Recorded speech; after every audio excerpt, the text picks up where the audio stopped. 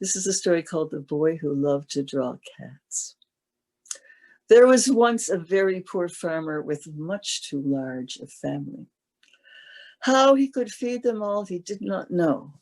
When the boys got old enough to help on the farm, they did. And when the girls got old enough to help out with the household tasks, they assisted their mother. And so it went.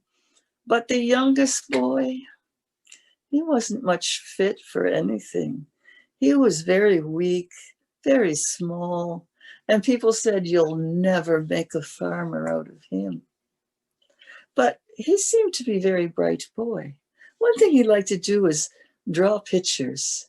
He liked to draw pictures of cats, and even though they didn't have paper and brushes, he would take a twig and draw pictures of cats in the dirt in front of his house.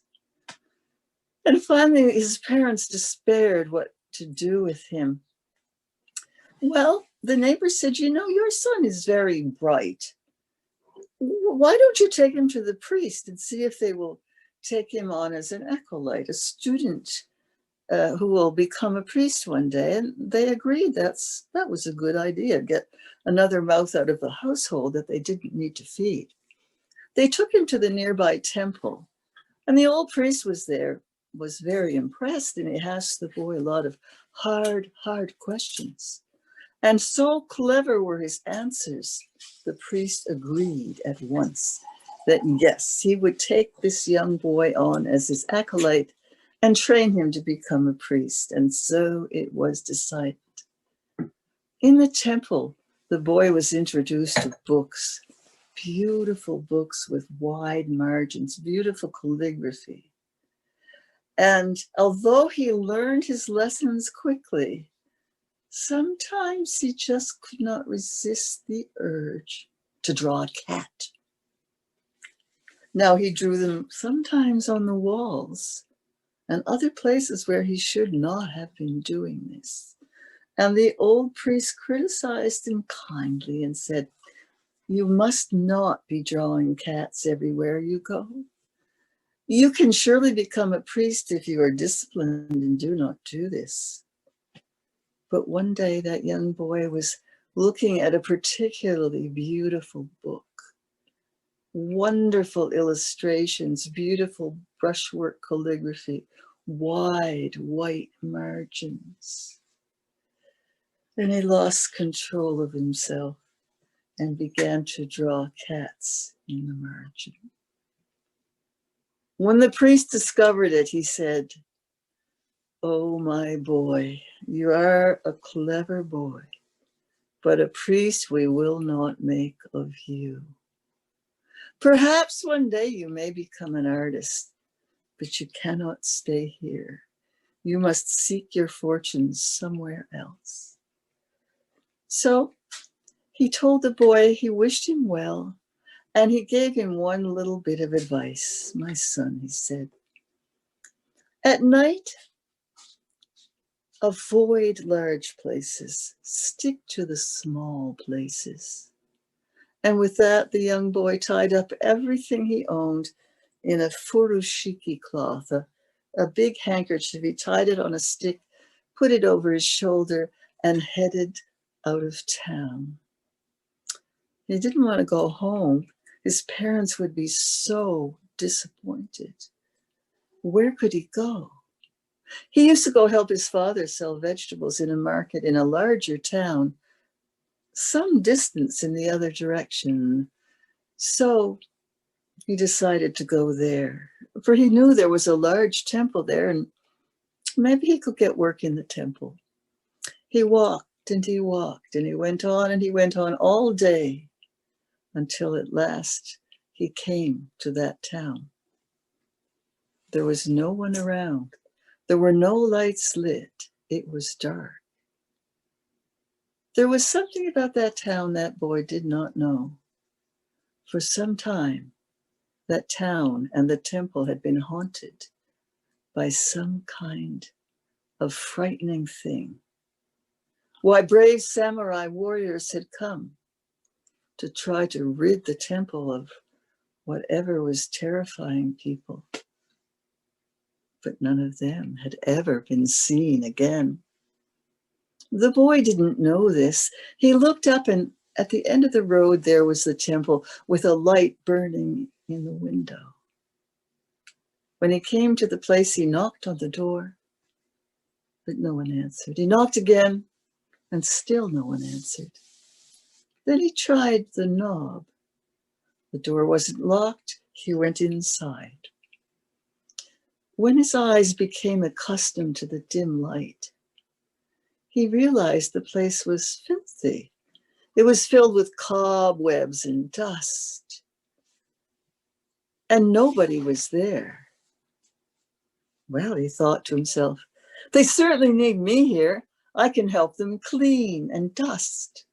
I'll find myself a place to sleep for the night. That's what I'll do. He went into a very large room in the middle. It was a large room with white walls as far as you could see. On one side was one of those lacquered cabinets that you can imagine, with all the gold painting of bamboo, beautiful cranes, birds. He looked inside. There was a cabinet on one side with a door and a set of drawers going down the other side of it. When he looked in one of the drawers, he found brushes and an ink pad. Oh, artist's materials. And he looked around at that white room with its plain white walls, and he just couldn't stop himself. He got water and mixed it on the ink block, dipped the brushes in, and began to paint cats all over the walls. Oh, many cats. Snarling cats, sleeping cats, purring cats, beautiful cats, kittens, amorous cats, cats fighting, all kinds of cats. He painted all over the wall. Then he decided he was tired. He'd done a lot of work. So he stretched out on the floor in front of the wall, prepared to go to sleep, when all of a sudden he remembered the words of the old priest. My son, avoid large places at night. Stick to the small. He was in a large place. He looked around. That cabinet with the door, when he opened the door, there was a little cubicle inside, just the right size for a small boy to crawl in and sleep. And that's what he did. By now, the light that had been in the window that had drawn him toward the temple had gone out. He fell asleep.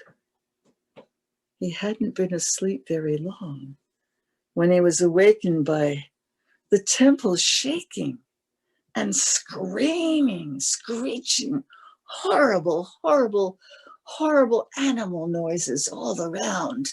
He was terrified. He was afraid to move. He held his breath and waited. The awful fighting noises went on and on and on. And then all of a sudden, silence. He waited. He waited in terror. But after a while, he fell asleep. In the morning, a beam of sunlight came through a crack in the door to the cabinet and woke him up. He pushed open the door, and there in front of him, in the middle of the room, all across the floor, blood was flowing toward him. And in the middle of the pool of blood, an enormous rat, a goblin rat as big as a bull, lying there in the pool of blood, dead. But who or what had killed it? He looked up at his pictures on the wall, all those cats, where he'd painted in black and white. He saw blood on their lips. And then he knew, then he understood why the old man had said to him, Avoid large places at night. Stick to the small. When he went out of the temple, townspeople came toward him. And when they found out what had happened, they rejoiced, for he had saved them with his cats. Yes, I think there was a tabby. And he didn't grow up to be a priest. He grew up to be a famous artist. When I went to Japan, I asked people if they knew where this story had taken place. For some people say there is a ruined temple somewhere. And if you look really closely, you will find the remnants of an old wall with faded paintings of cats and just the merest trace of blood on their lips.